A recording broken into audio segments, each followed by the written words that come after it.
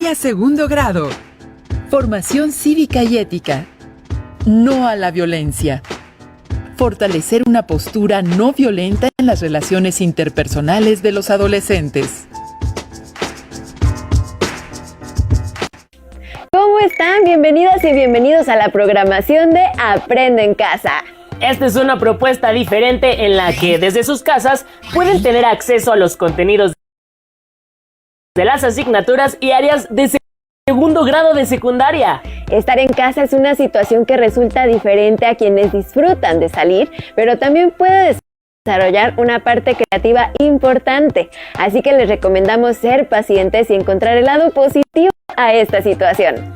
También, ya que por el momento no están en el salón de clase, pidan a los miembros de sus familias que participen de sus tareas. De esta manera fomentarán el trabajo colaborativo. Los contenidos que les compartimos les serán de mucha ayuda en su desarrollo académico y personal y los mantendrá al corriente para su regreso a la escuela. Hoy les vamos a proponer un tema que nos interesa a todas y a todos. Pensar y actuar acerca de lo que puedes hacer para evitar el uso de la violencia en tus relaciones interpersonales. Para ello es importante que revisen cuáles son las causas que originan la violencia y cómo se presenta en los distintos espacios en los que conviven con otras personas.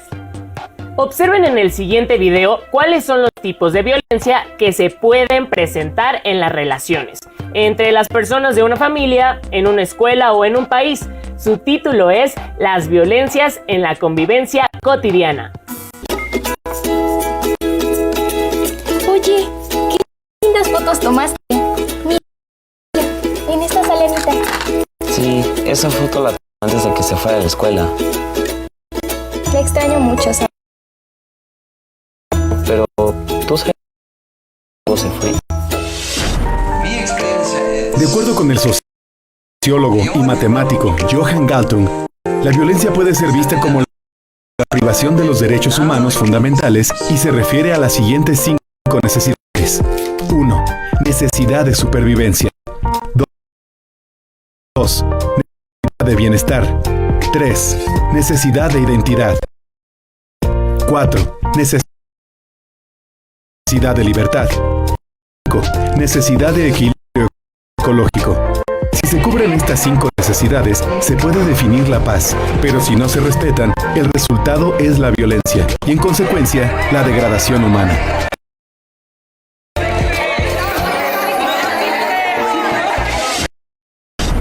Para el sociólogo y matemático Johan Galtung, la violencia puede ser directa, estructural o cultural.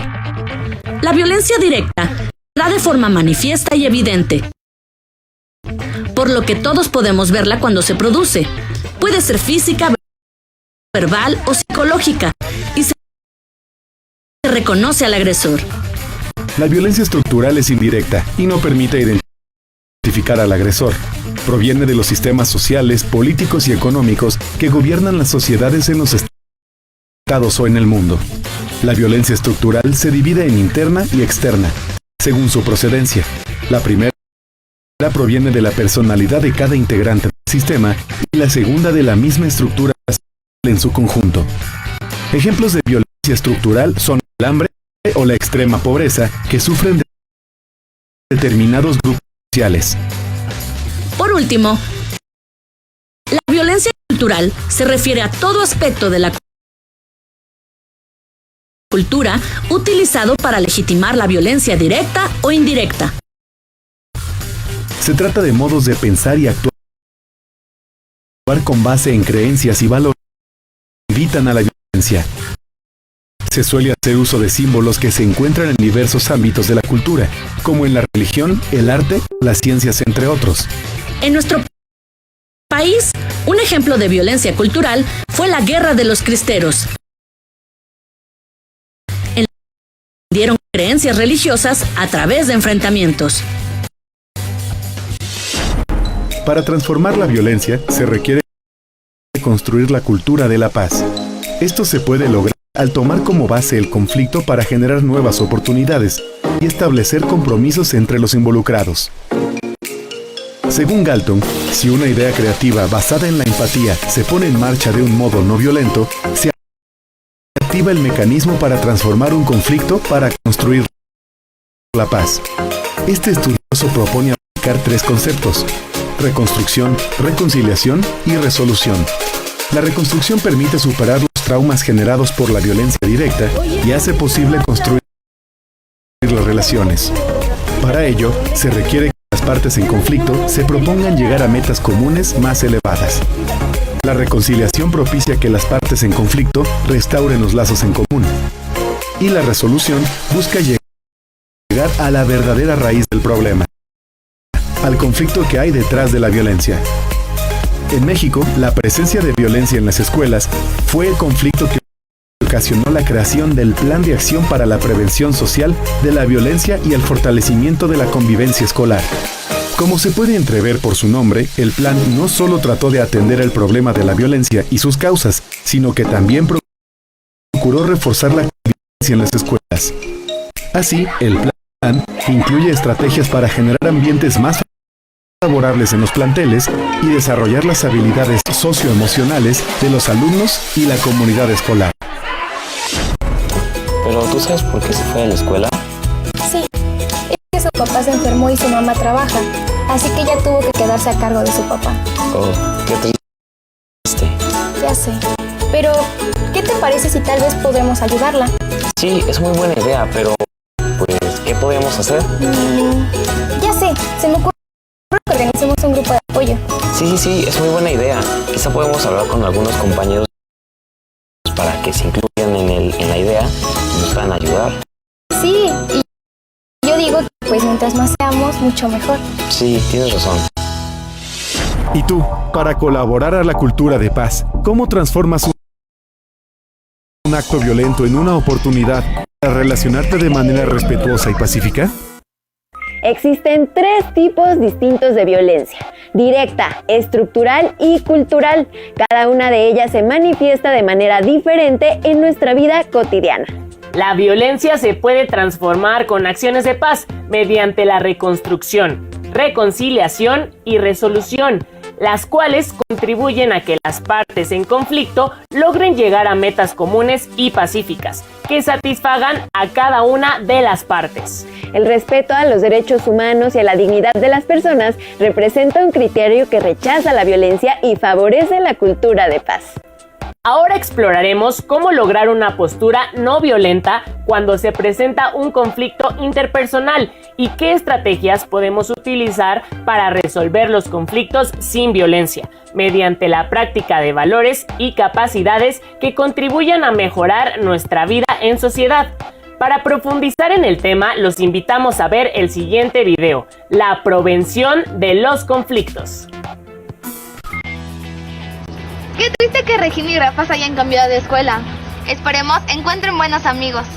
Es triste, pero seguiremos en contacto con ellos. Sé que les va a ir muy bien. Veámoslo por el lado positivo. 2 de nuestros amigos se fueron, pero Pedro, el chico de nuevo ingreso, se ha convertido en un buen amigo. Por cierto, allí viene. Hola, ¿cómo están? Bien, gracias. Nos estábamos acordando de Regina y Rafa y comentábamos que en su lugar hemos ganado un buen amigo, tú. Gracias, sí me hablaron de ellos. Me acuerdo que me dijeron que fuiste con tu mamá a hablar con el director para que te dejaran molestar, pero Regina pensó que lo mejor era cambiarse de escuela para evitarse problemas. Es que hay muchas formas de resolver los problemas. También prefiero hablarlos. Bueno, vamos a investigar el tema de la tarea. ¿Qué emociones experimentas frente a un conflicto? ¿Qué estrategias utilizas para resolver los conflictos? Es natural que en la familia haya problemas y diferencias entre sus integrantes. Estas situaciones sirven para aprender a resolver conflictos sin violencia, por medio de experiencias que transmitan valores y desarrollen capacidades que nos permitan vivir en sociedad. Las herramientas adquiridas en casa nos sirven para resolver conflictos que suelen presentarse en otros ámbitos de la vida, como la escuela, el grupo de amigos o los vecinos. Los conflictos que no se resuelven generan molestia y pueden desencadenar actos violentos. La ira y el enojo suelen conducir a la violencia, que es un acto cuya intención es lastimar, dañar, imponer o manipular a una persona para que deje de hacer algo o lo haga en contra de su voluntad. Este acto de dominio o control es ejercido por personas que tienen más poder frente a otras. Por fin lo encontré. Aquí está la definición. La prevención consiste en desarrollar capacidades, habilidades y estrategias para abordar conflictos de manera no violenta y que estos representen una oportunidad de crecimiento personal y colectivo. Por ello, se ha convertido en la base de la negociación o la mediación. Eso nos lo hubieran enseñado antes de que Regina se cambiara de escuela. Pues el director dice que hacer este trabajo nos ayudará a resolver conflictos cuando alguien nos moleste. La idea es que aprendamos lo que debemos hacer para resolver conflictos de forma adecuada y sin violencia.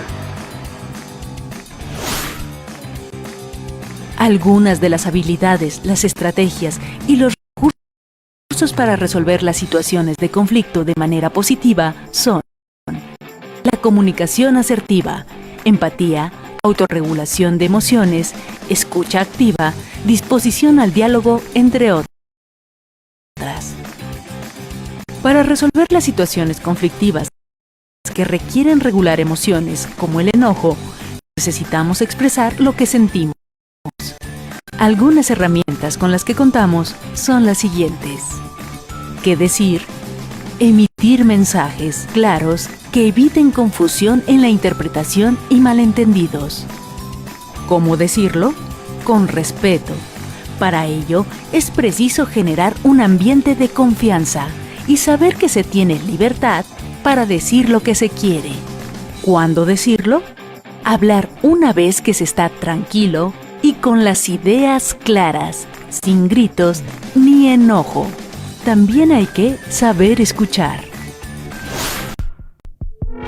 En un conflicto, emociones como la ira o el enojo pueden desbordarse, agravando el problema. Sin embargo, existen formas de manejarlas y no permitir que nos dominen.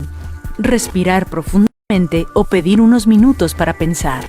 Si el enojo persiste tras el conflicto, se puede gritar en privado, hacer ejercicio o escribir una carta expresando lo que se siente y posteriormente romperla. ¿Qué haces tú cuando las emociones como la ira o el enojo te invaden en una situación de conflicto? ¿Qué habilidades o estrategias aplicas para resolver los conflictos? La comunicación asertiva, la empatía, la regulación de emociones, la escucha activa y la disposición al diálogo son habilidades que los ayudarán a resolver conflictos sin violencia. Esto lo conseguirán si aprenden a comunicar con claridad y calma lo que sienten, piensan y necesitan, en un ambiente de respeto y de confianza. Entonces lograrán tener una convivencia más pacífica. A continuación conocerán algunas acciones que se realizan en la comunidad y el país para rechazar la violencia, al tener una postura pacífica ante los conflictos que se presentan en una lucha social y política. En este caso, con relación a la falta de agua. Observen el video Lucha sin violencia. ¿Y el problema de falta de agua en tu colonia ya se resolvió? No, el domingo los vecinos convocaron una asamblea. El problema es que la embotelladora está acaparando gran parte del agua que llega a la comunidad para luego venderla embotellada. Así es, y no estamos de acuerdo. La asamblea servirá para definir las acciones para echar de la comunidad a esa empresa abusiva. ¿Te sirve? En nuestro país, las manifestaciones de inconformidad y rechazo por parte de distintos grupos de personas ocurren debido a conflictos en los que existen actos de injusticia, por falta de cumplimiento de los derechos o abusos de poder. Cuando estos persisten, se convierten en luchas sociales. La resolución no violenta de conflictos es la vía adecuada para arreglar diferencias. La historia ha demostrado que la violencia genera más violencia y el uso de la fuerza no garantiza los resultados deseados. Las opciones de lucha sin violencia son variadas, contribuyen a defender los derechos de las personas y cultivan la idea de una cultura para la paz. Algunos de los principales conflictos que han ocurrido recientemente en México tienen diversos orígenes.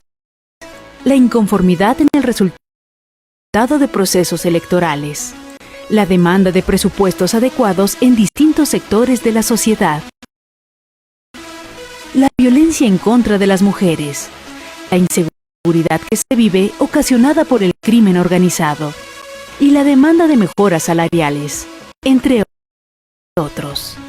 Algunas de las alternativas conocidas y recomendadas para dar fuerza a los movimientos sociales fueron recopiladas por el profesor estadounidense Jeannie Sharp en el manual De la dictadura a la democracia.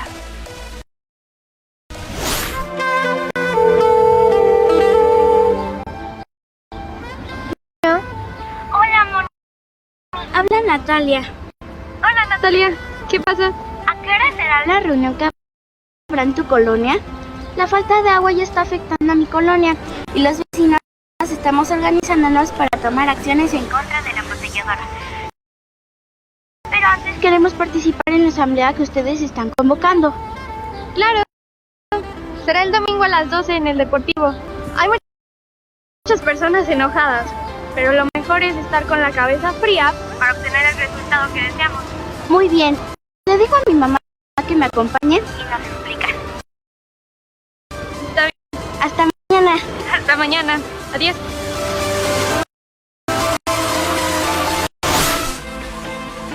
Las formas de protestas no violentas investigadas por el profesor Jeannie Sharp son el catálogo más extenso de este tipo de manifestaciones sociales.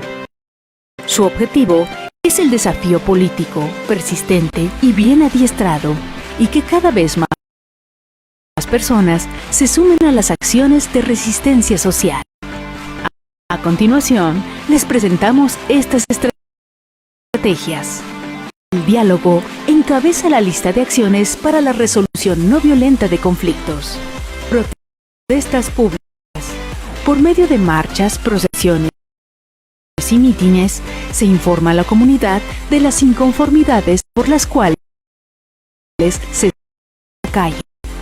Usar en las protestas banderas, pancartas, carteles, mantas, luces, fotos, pintura en los rostros o en los cuerpos, portar colores o vestimentas particulares o elementos que hagan transeúntes los motivos de las manifestaciones. Instalación de campamentos en lugares públicos. Pintas responsables que no dañen el patrimonio histórico y cultural. Huelgas de hambre. Dar vueltas alrededor de un edificio en específico. Manifestaciones arriba o debajo de las banquetas. Es importante recordar que esto afecta el libre tránsito de terceras personas, por lo que deberá hacerse de forma responsable y coordinada con las autoridades. Llevar a cabo asambleas o reuniones, abandonar un recinto o guardar silencio como protesta. Evitar un producto o deshacerse de él. Negarse a participar en un acto determinado. Mostrar desobediencia civil o romper vínculos con personas o asociaciones. Organizar huelgas o huelgas inversas, ya sea acudiendo a trabajar o cerrando instalaciones. Estoy de acuerdo, Moni. Los vecinos de mi calle llevamos cartulinas y plumones. Gracias, doña Tere. Serán de gran ayuda para el plantón que haremos después en el Palacio Municipal. Solo trabajando organizados y por medio de la lucha pacífica podemos detener estas injusticias. No se les olvide. ¿Y tú? ¿Conoces la importancia de las alternativas para la resolución no violenta de conflictos? ¿Cuáles se han aplicado en tu comunidad? ¿Cuáles consideras que son mejores? ¿Por qué? En los 3 videos pudieron observar que la violencia puede presentarse en cada lugar y situación donde nos relacionamos con otras personas en cualquier ámbito. Natalia y Moni, personajes del video que acabamos de ver, representan un ejemplo de cómo los adolescentes pueden tener una postura de rechazo a la violencia y de participación activa y pacífica en la solución de problemas comunes. Ahora busquen en su memoria, ¿alguna vez han participado en la solución de un conflicto en su comunidad? ¿Cómo fue? ¿Se resolvió de manera pacífica o llegó a haber violencia en algún momento? Luego, platiquen con algún familiar acerca de algún conflicto que hayan tenido en la casa o en la comunidad. Describan la situación. Armen la historia con lo que cada uno de ustedes recuerde acerca de ese momento. En caso de tratarse de un conflicto familiar, revisen si tienen fotografías o escritos relacionados con este. Comenten lo siguiente: ¿cómo lo resolvieron? ¿En qué coinciden y en qué no están de acuerdo respecto a la descripción y solución del conflicto? Piensen en lo siguiente: ¿qué conflicto podría generarse en este momento en la familia o en la comunidad? ¿Cómo tendrían que ser su actitud para resolverlo sin usar violencia? Tengan presente esta frase de Isaac Asimov: la violencia es el último recurso del incompetente. La convivencia es mejor cuando se desarrolla en un ambiente de respeto, confianza, armonía y paz. Gracias por acompañarnos. ¡Adiós!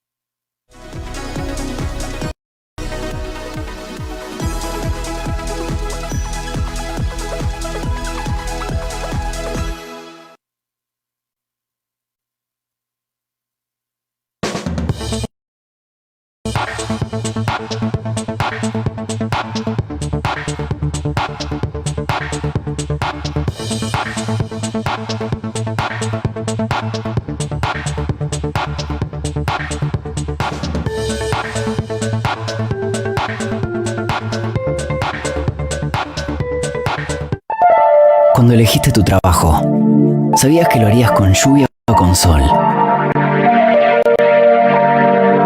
¿Con frío o con calor? ¿Sabías si te gustaba mucho, poquito o nada? Si era tu vocación o si lo elegiste por un tiempo. Cuando elegiste tu trabajo,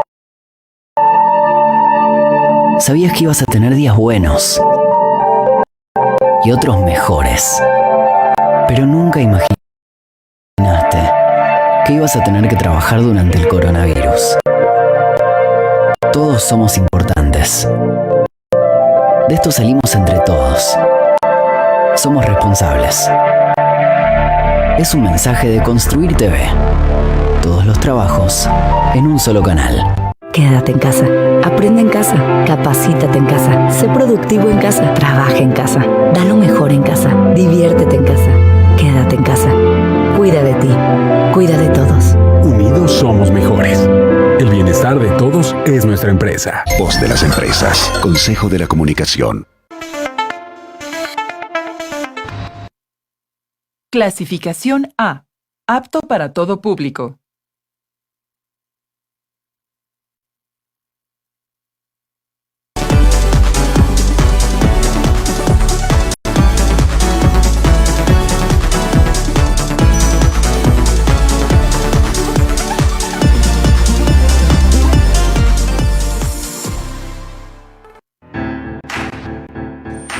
Secundaria segundo grado. Artes. Danza. Los folcloristas. Las y los adolescentes investigan rasgos generales de las danzas folclóricas de su localidad para reconocer sus características estéticas y sociales. ¿Qué tal, alumnas y alumnos de primer grado de secundaria? Sean bienvenidas y bienvenidos a la programación de Aprende en Casa, un espacio dedicado al aprendizaje y su preparación académica. Ahora y durante esta contingencia, aprovechemos los avances tecnológicos para llegar hasta ustedes a través de la televisión abierta. Una propuesta diferente para que desde su casa puedan acercarse a los contenidos de las asignaturas y áreas de segundo grado, los cuales les serán de mucha ayuda en su crecimiento personal y para cuando sea el momento de retornar a la escuela, una vez que hayamos logrado superar esta contingencia, durante la cual les recomendamos tener mucha paciencia e impulsar el trabajo colaborativo, para que así logremos un mejor futuro para nuestras familias y personas cercanas. Y para arrancar con esta aventura, les proponemos revisar un tema que seguramente les resultará de gran interés: las danzas folclóricas. ¿Saben de lo que se trata? Dentro de las danzas escénicas se encuentra la danza folclórica, la cual se puede estudiar formalmente en una escuela y requiere de técnicas para su ejecución. Su mayor importancia recae en que estas danzas representan la cultura de un lugar determinado, por lo que cada estilo e interpretación cuenta con rasgos muy particulares de la cultura y zona del país que representa. En esta cápsula les mostraremos algunas técnicas de danza folclórica, pero primero hagamos un recorrido por los diferentes géneros de la danza. ¿Se imaginan cuántos existen y para qué sirve conocerlos? Acompáñenme en este recorrido por las diferentes danzas de nuestro país a través de este video.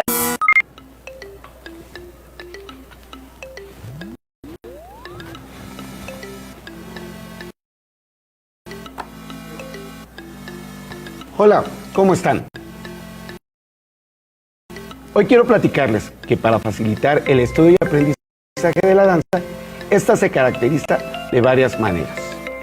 Por el género musical donde se ubica, la región donde se danza, su origen, los espacios donde se representa, la motivación de la danza y hasta la función social que desempeña. Hoy conoceremos una de esas clasificaciones, que muchos de los estudios coinciden sobre la danza. Reconocer los principales géneros dancísticos que existen en nuestro país y en el mundo, de acuerdo con la función que desarrollan y los espacios donde se representan.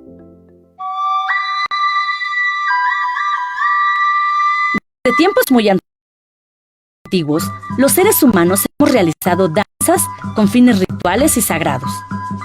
Estos bailes se realizan en las fiestas patronales, en los tiempos de cosecha y las festividades locales, entre otros eventos.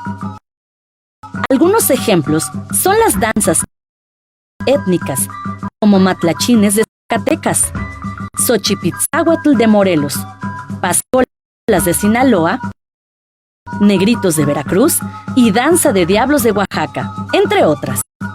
En nuestro país existen cientos de danzas rituales que tienen influencia indígena, española y africana. ¿Tú conoces otras danzas rituales o sagradas? ¿En tu comunidad se realiza alguna danza con fines rituales o sagrados? ¿Qué se baila? ¿Quiénes lo bailan? ¿Dónde se representa? ¿Conoces su origen y su historia? También, la danza se puede realizar con fines sociales. Por ejemplo, los bailes mestizos o bailes de pareja, cuya finalidad es el cortejo, el coqueteo de las muchachas, la gallardía y las destrezas de los varones. Ejemplos de estos bailes son los sones, las polcas, las jaranas y el huapango, que se baila en 5 estados de la República: Tamaulipas, Veracruz, Hidalgo, Querétaro y el Estado de México. ¿Conoces algún baile mestizo? ¿Cuáles son los bailes de pareja que se acostumbran en tu comunidad? En la siguiente categoría se incluyen los bailes populares actuales. Nos referimos a bailes finos de salón como el tango o el danzón. También a aquellos bailes que están ligados a movimientos sociales y cambios culturales como el cha-cha-cha, y el mambo de los años 50.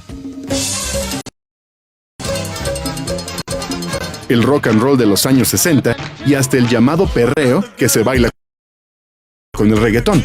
Este género de la danza incluye estilos más actuales como la quebradita, pop, reggae y hip hop. ¿Conoces algún baile que se pueda incluir en esa categoría? ¿Qué baile popular te gusta más? ¿Bailas alguno?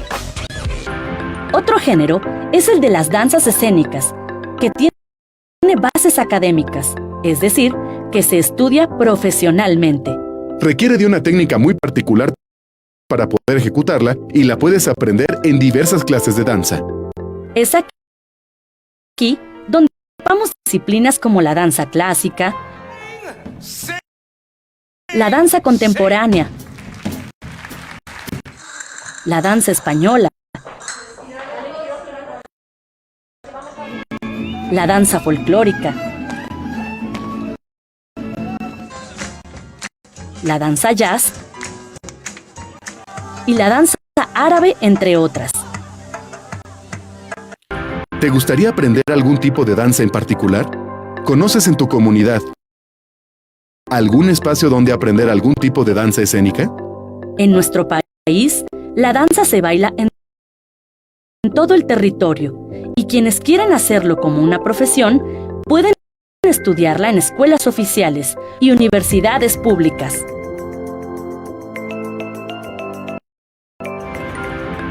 Hablar de danza es un tema muy amplio, ya que podemos hablar de las personas que lo practicamos por diversión o también de las personas que lo practican profesionalmente. ¿Les gustó el video? No cabe duda de que nuestro país es rico en materia cultural y eso se ve reflejado en el gran número de estilos de danza folclórica que existen en nuestro territorio. Dentro de todos estos géneros, la danza folclórica representa un espacio para destacar la cultura y la identidad de un pueblo. Quienes la practican cuentan con un profundo amor y arraigo a su cultura y generalmente trabajan arduamente en la promoción de sus valores y la herencia cultural de su región. El término folclore proviene de la voz inglesa que significa sabiduría popular y estas danzas son de gran relevancia para una comunidad, ya que representan su cosmovisión, es decir, sus creencias y sus formas de entender y representar el mundo. Es por ello que cada una de sus interpretaciones es realizada con el mayor de los fervores. Las danzas folclóricas son muy importantes porque agrupan danzas indígenas, bailes mestizos y los bailes populares. Es decir, reflejan las ideas de un pueblo desde tiempos prehispánicos hasta la actualidad. Actualmente, dicha danza es practicada y mostrada a la gente con un profundo sentimiento de orgullo. Cada vez me gusta más este tema, espero que ustedes estén tan interesados como nosotros y para entender mejor la importancia de las danzas folclóricas, veamos un nuevo video. Fíjense muy bien en los colores de la vestimenta de los danzantes y bailarines, las máscaras y las ideas que trata de representar un grupo de bailarines al realizar los movimientos en sus danzas. Seguramente podrán admirar la riqueza cultural que encierra la creación de los ejemplos mostrados en imagen. ¿Has escuchado hablar de la danza folclórica? ¿Por qué se llama así? La danza es la expresión en movimiento de la cultura de los pueblos del mundo.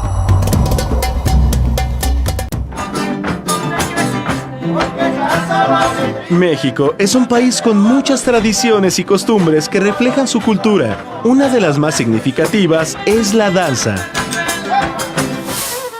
La danza es una de las expresiones culturales y artísticas más importantes, pues da cuenta de lo que somos como personas y como sociedad. La danza folclórica mexicana se caracteriza por no pertenecer a un estado en particular, sino a diferentes regiones. Existen tres tipos de danza folclórica: las danzas indígenas o autóctonas, los bailes mestizos o también llamados bailes de pareja, y los bailes populares actuales.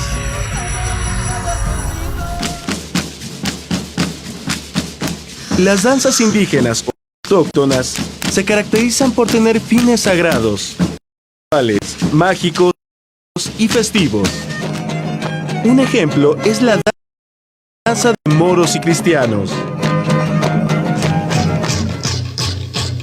Otras tienen sus raíces en la época prehispánica, como las danzas aztecas y los voladores de Papantla. Los bailes mestizos o de pareja tienen como finalidad la diversión y el cortejo.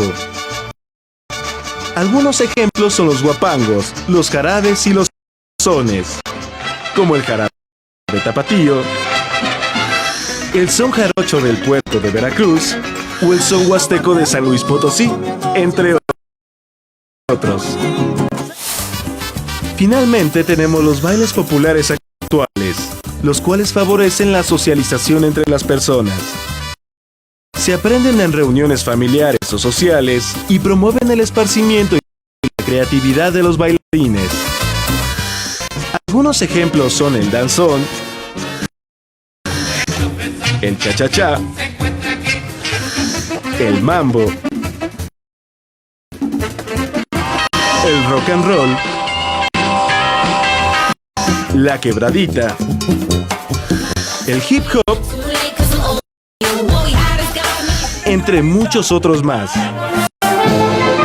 Sin duda, nuestro país tiene una gran diversidad de bailes y danzas, tanto folclóricos como populares. ¿Cuáles son los más conocidos en tu comunidad?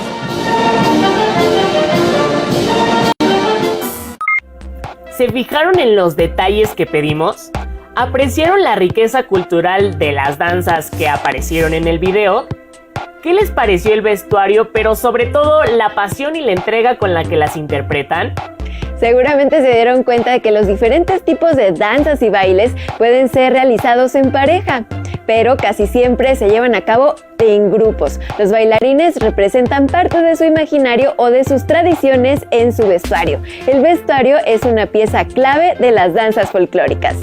Generalmente son los mismos bailarines quienes confeccionan sus propios trajes, aunque también existen grupos de personas especializadas en la confección de los atuendos y la obtención de los enseres necesarios para realizar cada una de las presentaciones. Si quisieran representar una idea o una tradición que exista en su familia, ¿cómo diseñarían su vestuario? ¿Cómo crearían una secuencia de pasos para una danza folclórica que nunca antes hubieran visto? Sería todo un reto, ¿verdad? Pero asumamos el reto. Los invitamos a imaginar estos puntos y comentarlos con su familia. Seguramente ellos les darán algunas ideas para enriquecer el concepto.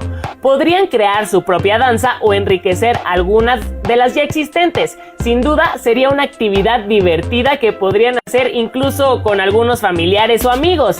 Y una vez que estén de regreso a la escuela, tal vez hasta podrían representarla en su grupo. Pero para darles algunas ideas en la configuración de sus pasos, les proponemos observar el siguiente video, con el que seguramente se despertará su creatividad. ¡Vamos a verlo! La danza también es un lenguaje y, a través de él, podemos expresar ideas y emociones mediante el movimiento del cuerpo. Así, la danza folclórica mexicana tiene una terminología específica para nombrar los pasos y una técnica que marca los procesos para aprender a bailar. Con ayuda de la profesora Marisol Limón, aprenderemos 5 de los pasos básicos del baile mestizo. Asimismo, ejecutaremos 2 secuencias dancísticas en las que podremos apreciar su aplicación. El zapateo de 3 es un paso básico para la ejecución de danza folclórica mexicana y consta del golpe de 3 plantas alternadas, entonces con una acentuación mayor en el primero, que se convierte más en una caída, entonces son acentuadas y alternados, y se alterna y se repite. Vamos a hacer zapateo de 3 con toda la planta.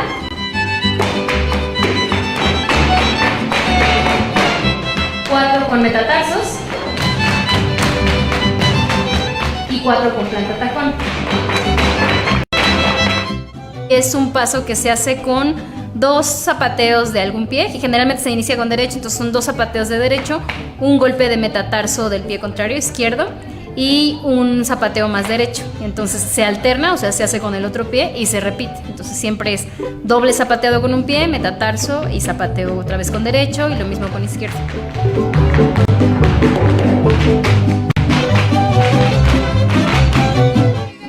El valseado es el paso por excelencia con el que se baila el género dancístico musical que se conoce como vals, y entonces es en un compás musical de 3/4. Entonces es un paso que consta de 3 pasos alternados, generalmente se inicia también con derecho.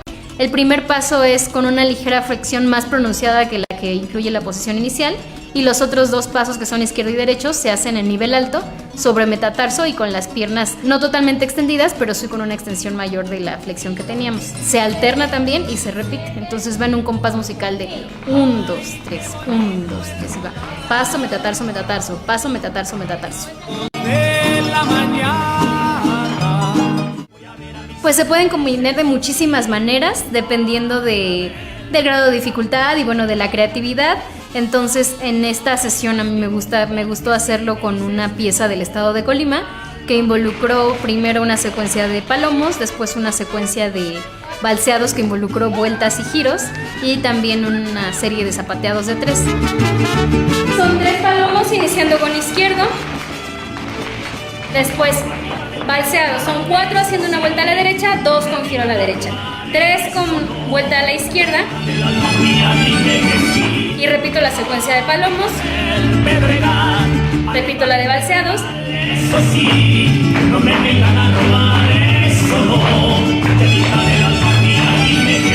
repito la de palomos, y viene la secuencia de zapateado de 3, ¿sale? 2 secuencias de 5 contando cada derecho y una planta derecha más para rematar. La carretilla es otro de los pasos básicos para la ejecución de danza folclórica mexicana. Pueden ser 2 zapateados de planta.